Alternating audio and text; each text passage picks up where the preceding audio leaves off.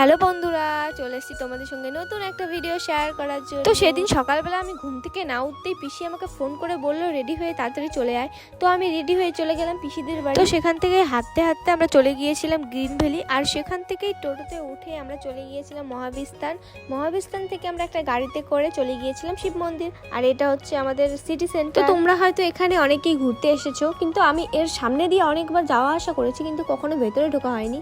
আমি অন্য সময় একদিন যাবো। আমরা শিব মন্দিরে নার্সিংহোমে গিয়েছিলাম একটা কারণে। সেখানে এসেছিল আমার কাকার বন্ধুর বাবাকে ডাক্তার দেখানোর জন্য। তো তাই আমি আর আমার পিসি গিয়েছিলাম। যেহেতু ওরা অনেক দূর থেকে এসেছিল, তাই এদিকে কিছু চেনে না, তার জন্যই আমাদের যাওয়া। তারপর আমরা যেহেতু না খেয়ে গিয়েছিলাম সকাল সকাল, তাই আমরা চলে গিয়েছিলাম শিব মন্দিরের বাজারে একটা মিষ্টির দোকানে।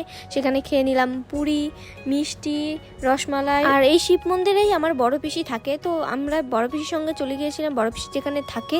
তো সেখান থেকে বেরিয়ে পিসি আমাদের গাড়িতে উঠিয়ে দিল। তো আমরা গাড়িতে করে চলে যাচ্ছিলাম আবার আমাদের মার্কেট। তো বাড়ি আসার সময় দেখতে পেলাম এই দোকানের ফুলগুলো, এগুলো খুব সুন্দর লাগছিল, তাই আর কি একটু ভিডিও করে নিলাম। তো তারপরে চলে এসেছিলাম আমরা কোর্ট মার্কেটে। এসেছি পাপড়ি চাট খাবো না, সেটা তো কোনোদিনও হতেই পারে না। তো চলে আসলাম একটা পাপড়ি চাটের দোকানে আমরা খেতে।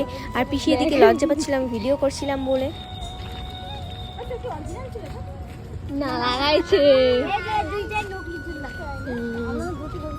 তারপরে আমরা টোটো থেকে গ্রিন ভ্যালিতে নেমে হেঁটে হেঁটে যাচ্ছিলাম বাড়ি। আর দেখা হয়ে গেল রাস্তায় এই ছোট ছোট বাচ্চাগুলোর সঙ্গে। তাদের টিউশনে ছিল টিচার্স ডে, তো সেখানে নাচ করবে বলে এত সুন্দর সেজেছিল। আর আমরা বাড়ি যাওয়ার সময় হালকা হালকা ঝিরিঝিরি বৃষ্টিও পড়ছিল, আকাশটা খুবই খারাপ করছিল।